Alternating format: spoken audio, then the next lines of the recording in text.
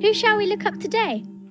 My grandmother told me about this amazing explorer, Ibn Battuta. He was a Moroccan explorer from way, way back. The 1300s, I think. Can we look him up?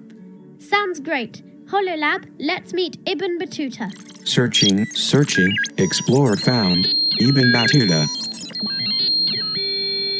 Wow, before Henry VIII, before Guru Nanak. Assalamu alaikum. Alaikum salam. Tell us about the places you've explored. My journey started when I wanted to undertake the Hajj, a pilgrimage to the holy city of Mecca, to visit the Kaaba, the house of God.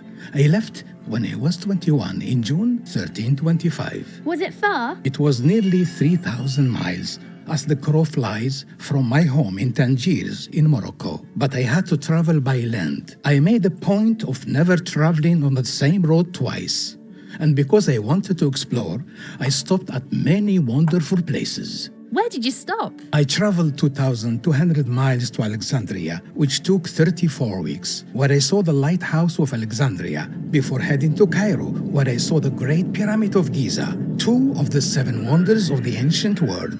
It was hard to get to Mecca. The first time I tried, I was beaten back by bandits. So I spent Ramadan in Damascus before heading south 810 miles to Medina, and then finally, Mecca. Did you walk all that way? How did you know which way to go?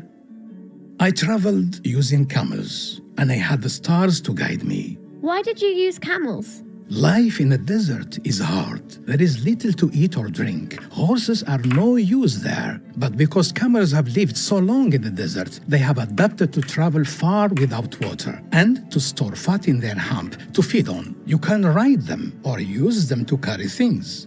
How do stars guide you? We didn't have satellite navigation like you do to tell us which way to go. However, by observing the sun, moon, and the planets, you can fix your position and work out in which direction you're going. What was the holy city of Mecca like? It's a special place for Muslims. I was so taken with it that I returned many times and spent many months there. What did you do after you went to Mecca?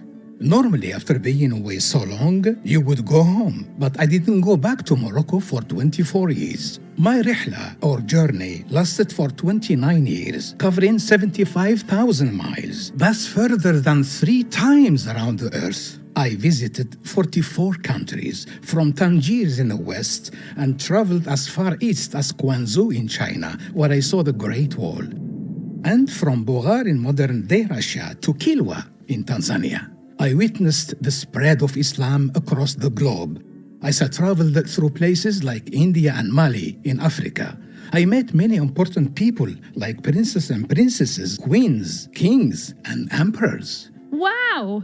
What was it like when you returned home? I had lived many lifetimes on my travels. The place I came back to in 1355 was not the same as the one I left. Imagine being away from your friends and family for 29 years, but I had with me a wife and began a new life.